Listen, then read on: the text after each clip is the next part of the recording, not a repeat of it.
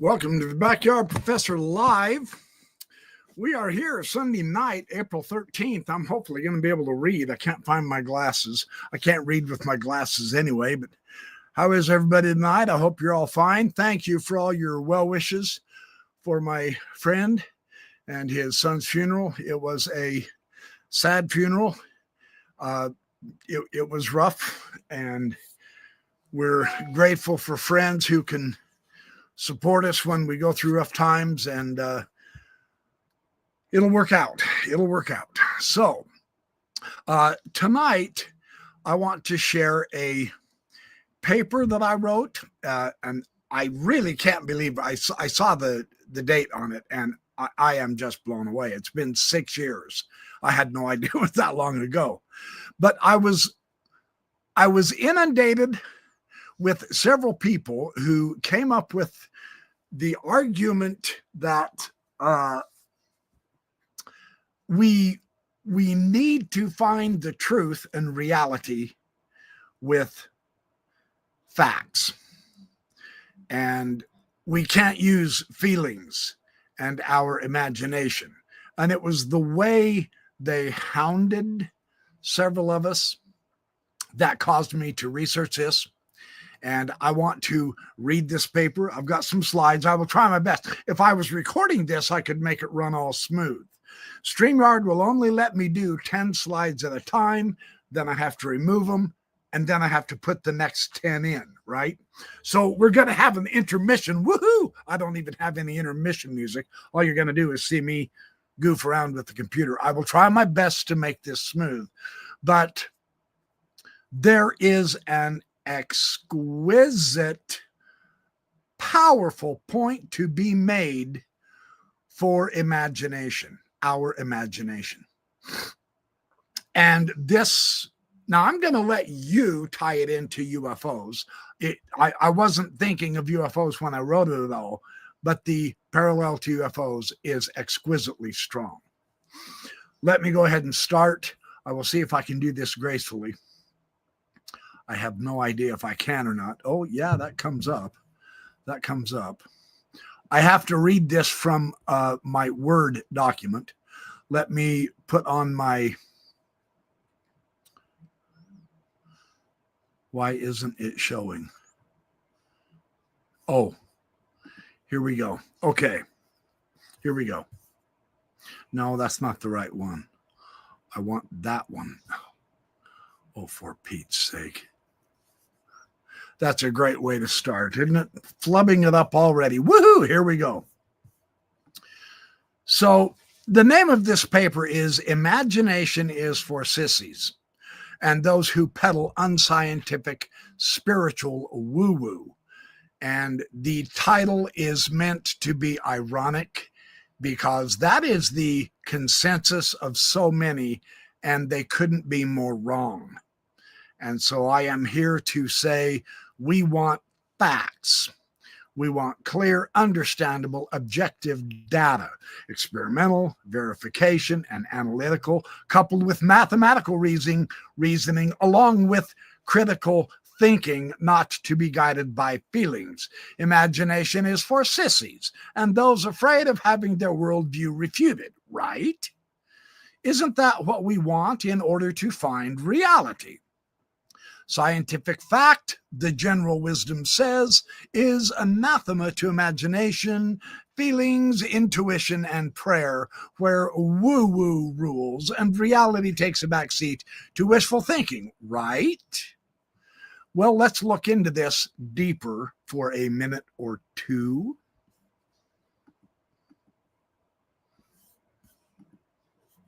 In what is one of the still most outrageous, stunning scientific popular books for the public ever written, Kip Thorne, Feynman Professor of Theoretical Physics at the California Institute of Technology, gave us perhaps a more startling revelation than anything he ever said on part of Einstein's, quote, outrageous legacy, unquote, in science, thanks to Einstein's revolutionary theories of relativity.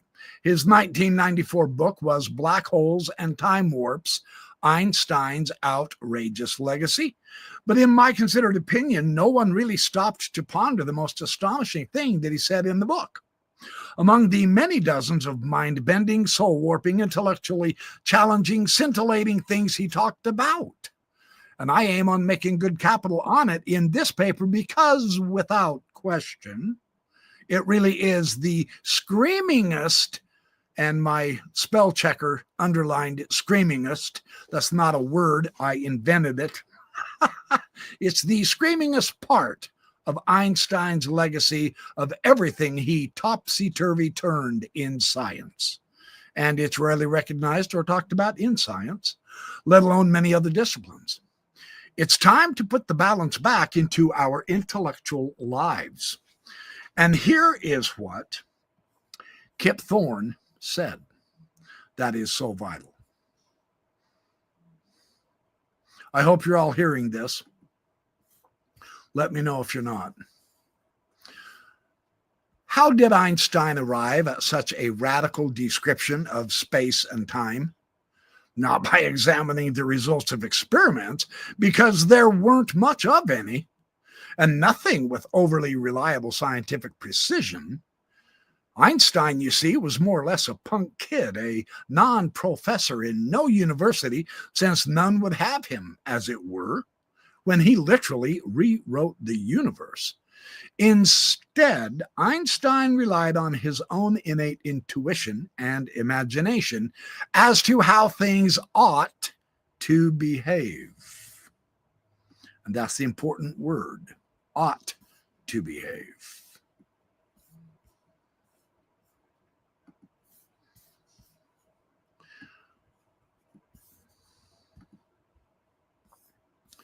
After much reflection, it became intuitively obvious to Einstein that the speed of light must be a universal constant, independent of direction and independent of anyone's motion.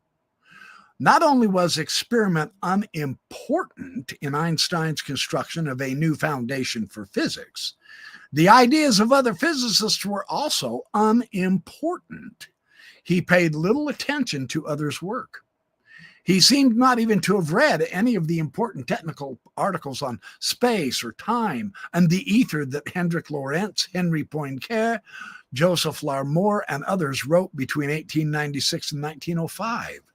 The principle of relativity is actually a meta-principle in the sense that it is not itself a law of physics, but instead is a pattern or a rule which Einstein asserted.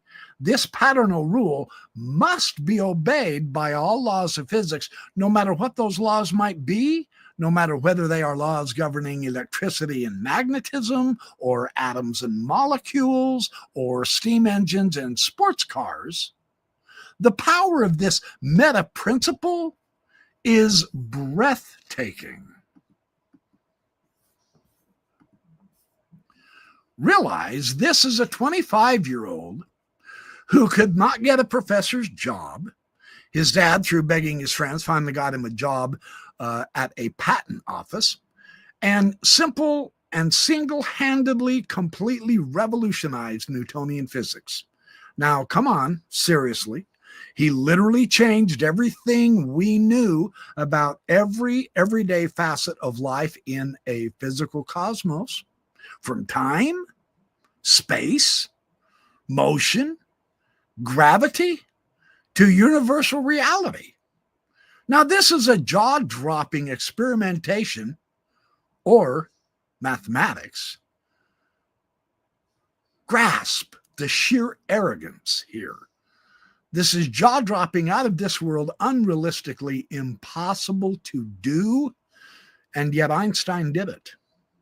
And not after 50 years of hard research and work as a mere youth. That's when he did it.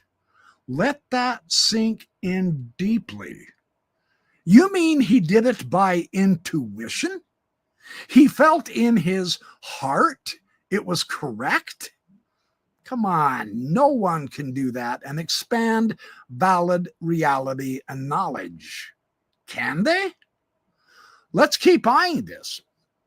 Michio Kaku, professor of theoretical physics, City University of New York, and best-selling science author for decades, with dozens of books to his credit, educating the public, noted that hurrying and getting the boring stuff out of the way in his absolute dead-end job in the patent office, Einstein would sit back and return to a dream he had had when he was a child.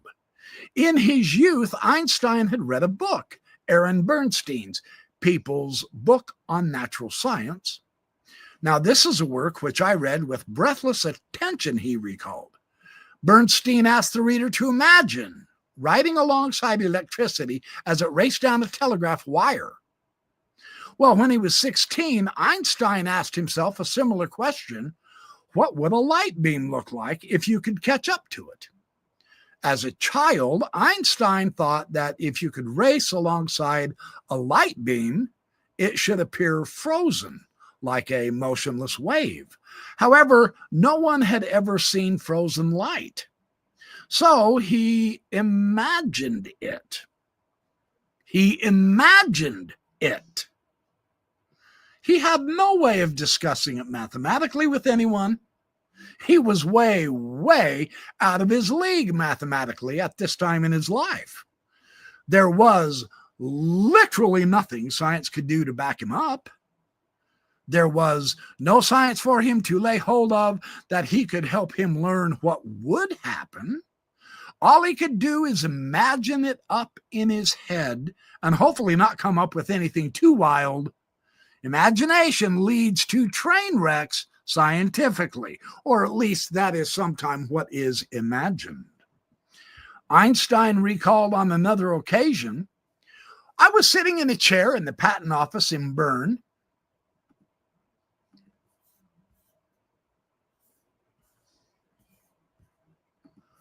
I was sitting in a chair in the patent office in Bern when all of a sudden a thought occurred to me. If a person falls freely, he will not feel his own weight. Now, I was startled. This simple insight left a deep impression on me.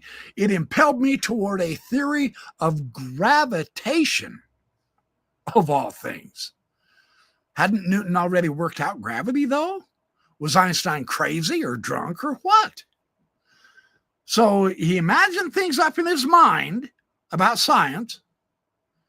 Isn't that for the poets and the science fiction writers and romance and fantasy writers and authors like Tolkien and Goodkind and Jordan and Stephen King and Katie Cross, my own daughter, who is an award-winning best-selling author? And that's supposed to be a valid way of learning using our imagination? You really think that's a legitimate way to arrive at truth? Well, as it turns out, Einstein actually did. And he showed us something quite amazing.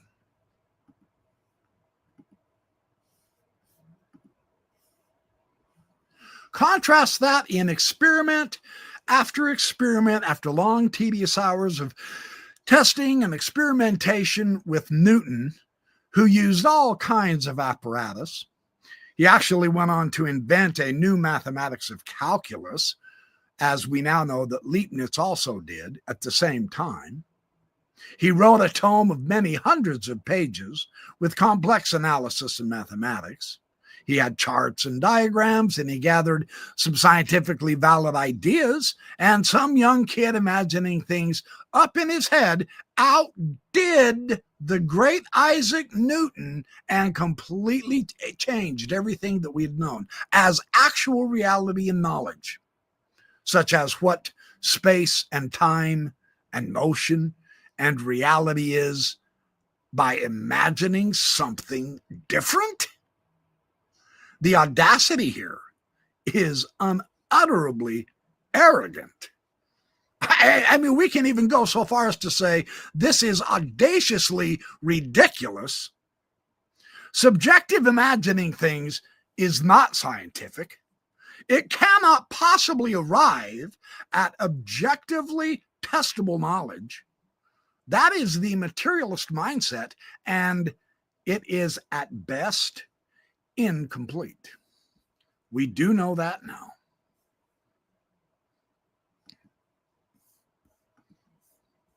Astrophysicist Donald Goldsmith says, "We cannot reasonably expect the universe to behave in accordance with our intuition.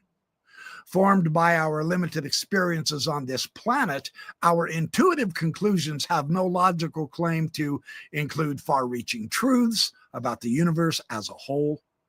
Amazingly enough, world-renowned quantum physicist David Bohm bluntly put it, "Every kind of thought, mathematics included, is an abstraction." He also noted Einstein appreciated mathematics and beauty, but that is not the point that he started from. Instead, he started with unspecifiable feelings, and a succession of images out of which more detailed concepts eventually emerged. That's what David Bohm said.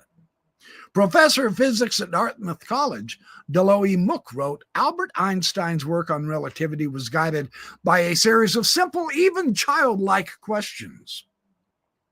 Banesh Hoffman, professor emeritus at Queen's College of Cooney, intoned, "A lesser man would at once have dismissed the general principle of relativity as a pleasing fantasy that unfortunately conflicted with elementary facts of everyday experience." You think? But Einstein trusted his aesthetic sense. His aesthetic sense. What is this? This is Einstein imagining is what this is. In essence, he said everything has to behave the way I say so because I imagined it and I got a hunch on this. I really have a strong intuition here. There is absolutely nobody on our planet today who could get away with this. But that's how Einstein operated. Of the twin paradox, for instance, this is where one twin stays home, the other flies off into outer space at almost the speed of light, and then comes back and finds that he is 1 year older and aged from only 35 to 36 years old, while his twin is 96 years old. Because of the relativity of time and space and speed, well, that imaginary story is simply fantastic. Stan Giblisko said he set out to discover mathematically, in the privacy of his own mind, things that have affected the course of human history to an extent previously unparalleled. Author Nessia H. Apfel wrote, "Einstein was fond of using thought experiments to help explain his concepts, both to himself and to others, by imagining specific situations which would be impossible to actually create. He derived solutions to the problems that he was working on using his imagination, you guys." This is staggering. Professor of particle physics at the University of Manchester and professor of theoretical physics at the University of Manchester, both Brian Cox and Jeff Forshaw, said Einstein used thought experiments since they were his favorite technique, and therefore our goal for the next few pages is to work out the consequences of Einstein's axioms. Using thought experiments also, since the mathematics simply lose us. We have to use thought experiments, in other words, our imagination, in order for us to grasp the astonishing truths of relativity that began as imagination. If you're not shocked, you're not paying attention here.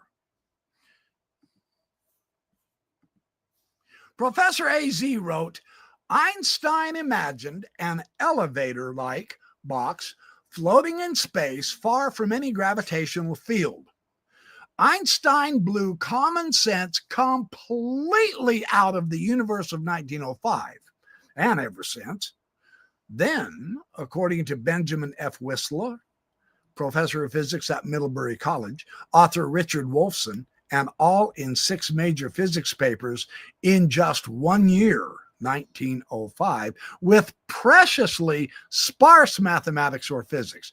I'll believe it when I see it is impossible now with Einstein, because it's not about seeing and using common sense, since common sense is wrong. It is about intuiting and feeling and imagination, all of which have been fundamentally verified after Einstein's imagined ideas in multiple experiments. They have been performed according to Clifford M. Will, professor of physics and member of the McDonnell Center for the Space Sciences at Washington University in St. Louis. So,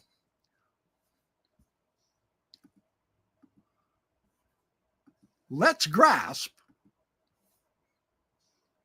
how his imagination on traveling as fast as light worked. Albert tried to form a simple picture in his mind of how light works. I'm going to paraphrase Schwartz and McGinnis. The issue here and the discussion in their book is difficult because it's a cartoon book, but I will try to capture the essence of the meaning of what they say. It's a very good book. It's very well done. But let's take a look at this.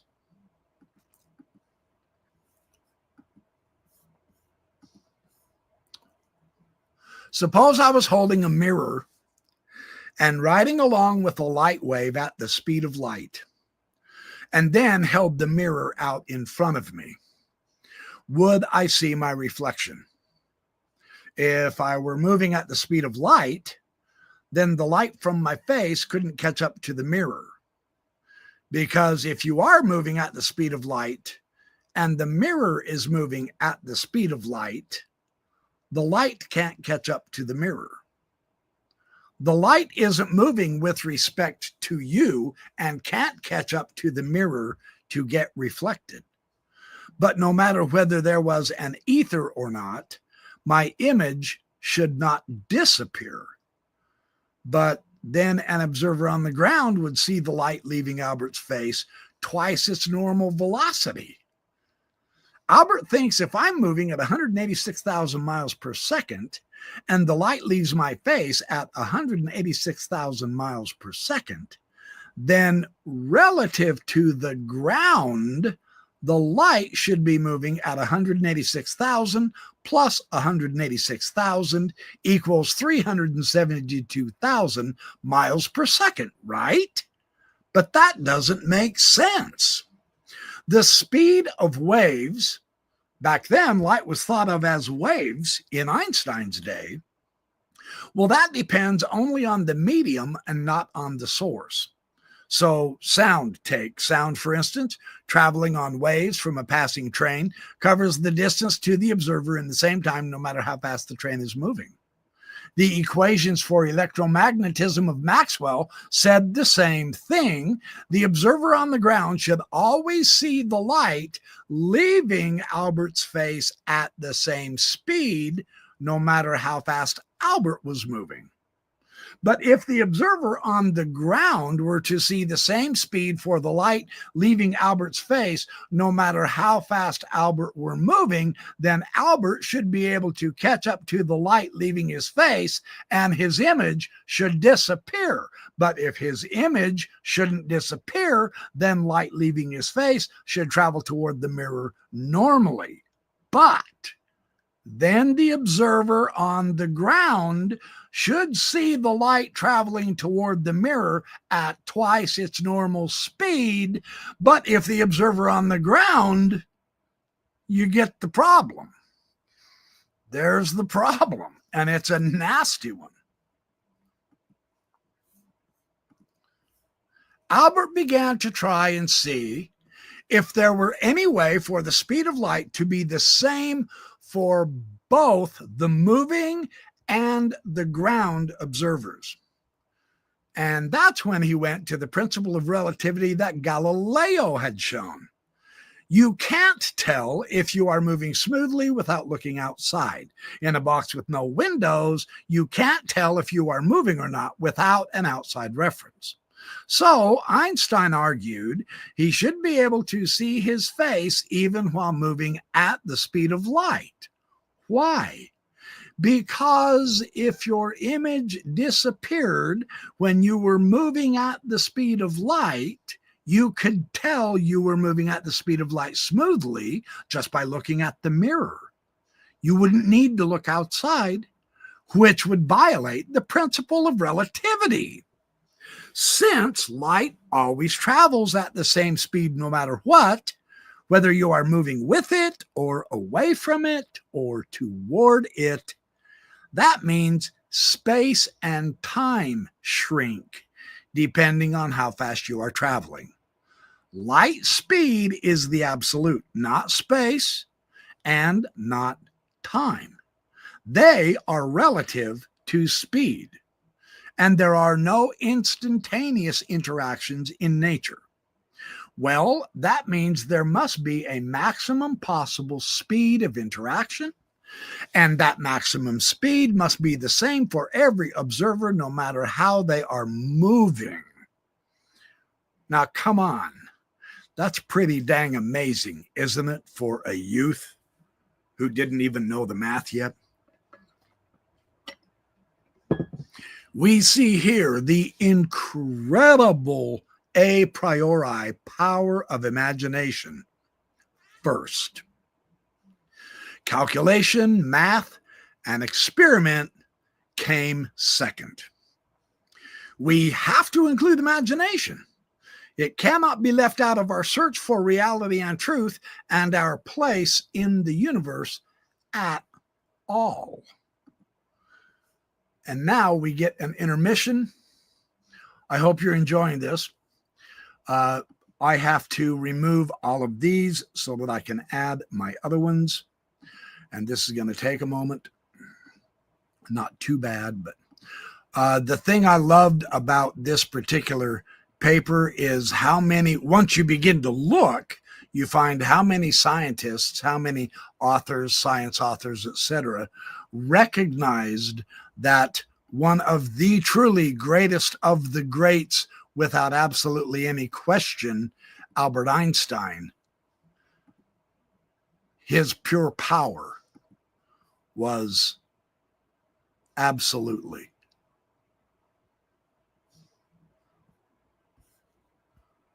based on observation and imagination, mostly imagination. He didn't do any experiments except in his brain. I mean, what a brain, right? I don't know if there is anyone to this day that has been able to match Einstein in that.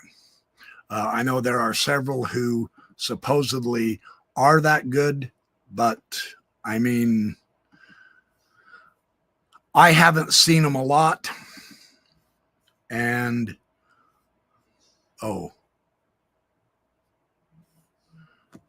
I already missed one.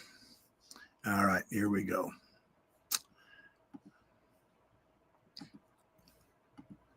The astonishing thing that is so interesting to me about this whole situation is imagination has been poo-pooed for hundreds of years, and yet in order to get absolute reality based on truth of the cosmos, all of a sudden imagination had to be used.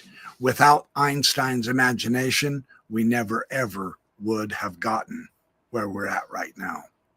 We wouldn't have been able to understand reality at all. And of course, the flip side of this is it certainly would not have led to the quantum physics information, and quantum physics, without question now.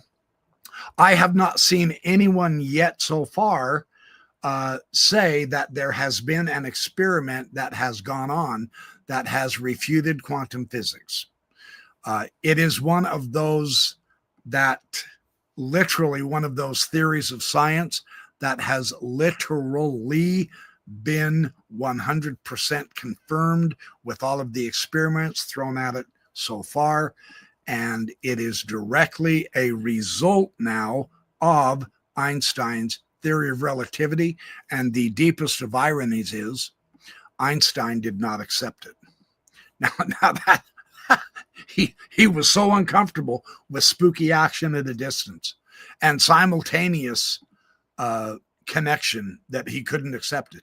And he spent the second half of his life literally trying to refute the quantum physics. And that, of course, is what made Niels Bohr and the Copenhagen interpretation of quantum physics so world famous, because Bohr and Einstein argued for years on it.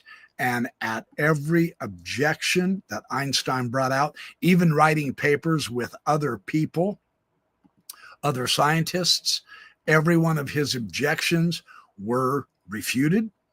And he died rejecting the greater cosmological truth that both relativity for the large scale, which his relativity has been masterfully used to understand the grandness of the gigantic, and yet the smallness of the quantum has also been completely understood to be proven so far as we have the capability of testing it.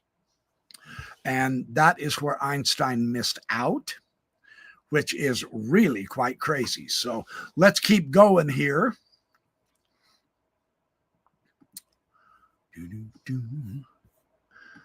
This is a remarkable, interesting study in ancient Greek religion by Jane Ellen Harrison, one of the first ever women university professors back at the turn of the last century. She discussed the various, quote, imaginary little beings called Kirs, which has been interpreted variously as ghosts or bogies, spirits, and other descriptions. She notes that in the 5th century BC, they were little winged sprites. They were thought of as sources of evil since they brought evil. Well, what kind of evil? They engendered corruption and pollution. A key theme here and hint is that they were like a sort of a personified bacilli. So instead of our judging the ancient Greeks as simpleton-minded, superstitious peasants, let's think about this for a minute. These marvelous primitive Greeks leapt by the religious imagination to a forecast of the truth that it has taken science centuries to establish. In other words, the fact that disease caused by little live things, germs, bacilli we call them, he used the word Kirs. She continues, to the primitive mind, all diseases are caused by, or rather are, bad spirits. So instead of letting the mythological language throw us off and cause us to give unjustified superiority judgment on the ancient silly religious imagination, let's remember something. The Greek Kirs are still physical actual things, not impersonations. So when Aeschylus puts into his mouth of his Danaiad women the prayer, nor many diseases noisome swarm, settle upon our heads to harm our citizens, the noisome swarm is no mere poetical figure, but it is the reflection of a real primitive conviction of live pests, the little fluttering insect-like diseases. Even though they are drawn as little people with wings, that's merely an artistic representation of something harming them that they cannot see, but they imagine to be real, and that reality has come home to roost in the germ theory of disease. We now know they were right. Their imagination was not superstitious, religious bogus. Mark Booth, an editor for his entire life, educated in philosophy in one of the most stimulating books I've ever read in many a year, he asked his audience to imagine what it would feel like to believe the opposite of what you've been brought up to believe. This inevitably involves an altered state of consciousness to some degree or another, which is just as it should be.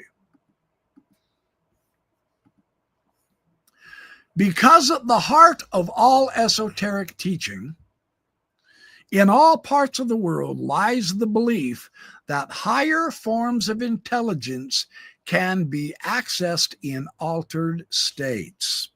The reason why the ancients gave us stories and myths is because they were giving us an account of history with its mythical and supernatural happenings of how human consciousness evolved. Their view is that the world is first mind, then matter, which science has fought against since Newton. It's one reason William Blake was so adamantly against Newton's worldview. In our minds, a thought is never still. Thought is a living thing that can never be identified definitively with the dead letter of language. Well, that is why Schopenhauer said that as soon as you try to put a thought into words, it ceases to be true.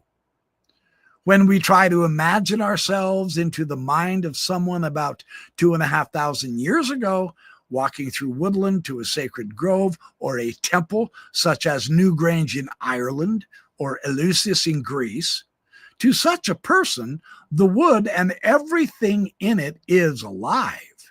Ilya Prigogine, Nobel Prize winner in chemistry and the recipient of over 40 honorary degrees from 40 different universities, has noted everywhere around us we see the emergence of structures that bear witness to the creativity of nature, to use Whitehead's term. He is also aware that science has been heading down the road for many decades now to the feeling of alienation in our lives, the negation of everything that gives meaning to human life, the negation of everything that gives meaning to human life. But it need not be that way, because creativity and imagination in his work has spurred him on to some great and exciting discoveries. But notice how he says, human creativity and imagination is what led him to wonderful discoveries. One of the greatest of all our scientists, 40 honorary degrees. David Bohm, a world-renowned quantum physicist himself, reminded us that our theories are not descriptions of reality as it is, but rather they're ever-changing forms of insight. Ever-changing forms of insight. In conjunction with this, the important point of Werner Heisenberg, one of the fathers and pioneers of quantum physics, who formulated the uncertainty principle, he wrote that mathematics played only a subordinate, secondary role in the revolutionary physics he helped create. Mathematics is the form in which we express our understanding of nature, but it is not the content of that understanding. Remarkably fascinating. The cosmos is beauty. Now, beauty is a value, a qualia. And this defies purely rational analytic thinking. But we certainly can and do say rational things about it, but the rational intellect at its highest only establishes facts. Conversely, the cognitive power through which we experience beauty establishes value and meaning. Beauty ultimately transcends reductive analysis. At its fullest, it may only be experienced. And through the experience of beauty, we become truly human. I think that is what Heisenberg was getting at.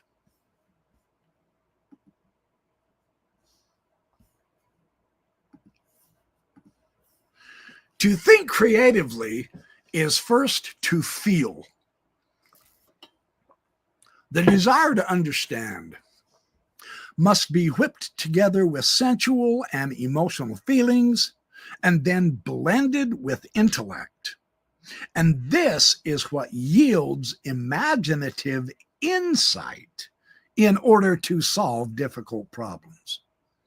Indeed, the intimate connections between the thinking, emotions, and feelings, they're the subject of a startling book by neurologist Antonio Damasio, who finds, against René Descartes' separation of mind and thinking from body and being or feeling, what has been found now is that neurological patients whose emotional effect is grossly altered due to strokes, accidents, or tumors, they lose the ability to make rational plans. Because they are unable to become emotionally involved in their decisions, they fail to make good decisions. Wow, that is fascinating. Our feelings, our intuitions are not impediments to rational thinking. They form its origin and basis. For Damasio, body and mind, emotion and intellect, well, that's inseparable. Creative thinking and expression in every discipline are born of intuition and emotion. Now, when we bring in Max Planck, this is the founder of quantum mechanics. He just said it straight out plain. The scientist needs an artistically creative imagination. Indeed, scientist and artist are kin, for their insights begin in the same realm of feeling and intuition and emerge into consciousness through the same creative process. David Feidler, a classical scholar and founder of Fanes Press, and Alexandria, a classical journal of the Western traditions, he has described what we need to do to re-begin our own creative thinking and finding experiences which fill our lives with meaning and with joy, with profound satisfaction, to overthrow the stale banality that life has become for so many millions of people. In large part because science in the last several centuries has, if not killed, then severely crippled spirituality for the West. Agreeing with Einstein, who said, "I maintain that the cosmic religious feeling is the strongest and noblest motive for scientific research." Feidler notes, "The order and the beauty of nature awakens wonder, awe, and amazement. Thus, the sense of wonder is the cosmological impulse, the common seed from which religion and philosophy and science emerge." Using Samuel Taylor Coleridge, Feidler gives something deliciously startling. The underlying reality of the world is not matter, whatever that might be, but non-material patterns of relationship.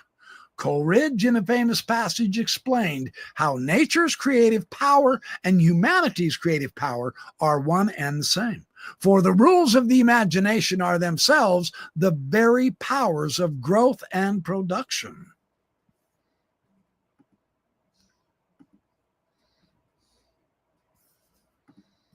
In discussing the overwhelming gorgeous Navajo sand paintings, which are used for healing, prophecy, and other uses, Joseph Campbell, the world-renowned mythologist, noted the meticulous details, the astounding lengths of time it takes to make truly perfect, absolutely perfect sand paintings using only their hands, and they always leave one thing out. They leave it incomplete. The reason why is to complete it is to imbue it with incredible power. And once they are done with them, after their use, they're not just brushed away, but the sand is very carefully put into a special container and taken away where, to, no one knows. It is sacred. It is powerful. It is imaginative and gloriously thrilling to look over those fabulous, beautiful creations. It opens one up to transcendence.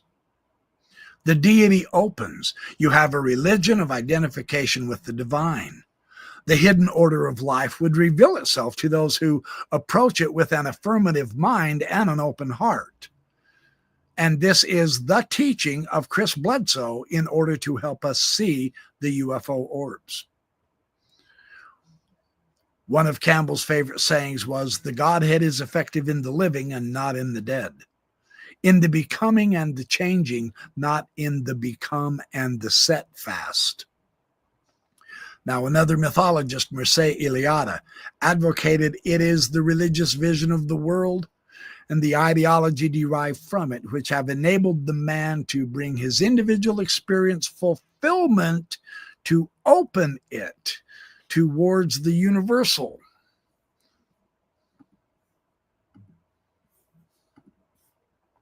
This opening, this awakening, well, it's our personal initiation into the knowledge that our imagination repowers us, as ultimately the entire universe is holy, and there is nothing which is without a share of soul. He indicates a sublime truth known as we awaken to a new reality of dream, vision, excitement, and above all, creative imagination in order to tune up ourselves. Our individual souls, rooted in the cosmic soul, we feed on beauty. In order to feel fulfilled as humans, we need to taste and deeply savor our relation to the greater whole from which we have emerged. In the most profound ways, when we can sense the vitally exuberant power of the world's soul and perceive its radiance shining through the forms of nature, we become tangibly aware of our innermost bonds with the living universe.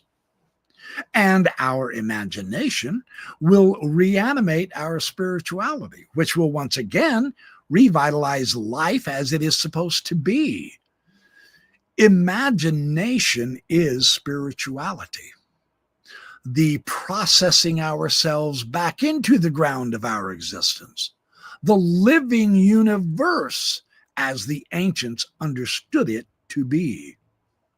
Their vital discoveries, their astonishing accomplishments, which made precisely because they were animated with their hearts, their souls, their connections spiritually, psychologically, and physically with the real home of which we are all, the universe, the most creative process there has ever been.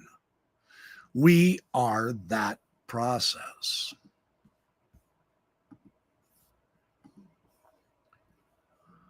Blessed Sister, Holy Mother, Spirit of the fountain, Spirit of the garden, suffer us not to mock ourselves with falsehood.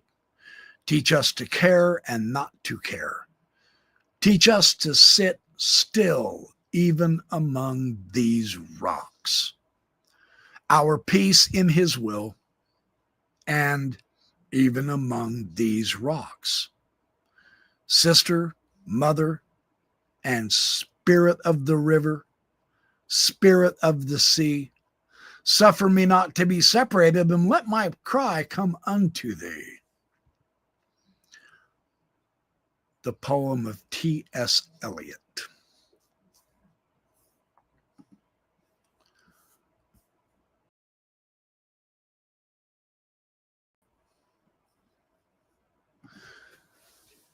So I wanted to share that with you tonight as a basis for perhaps helping us approach again our psychology of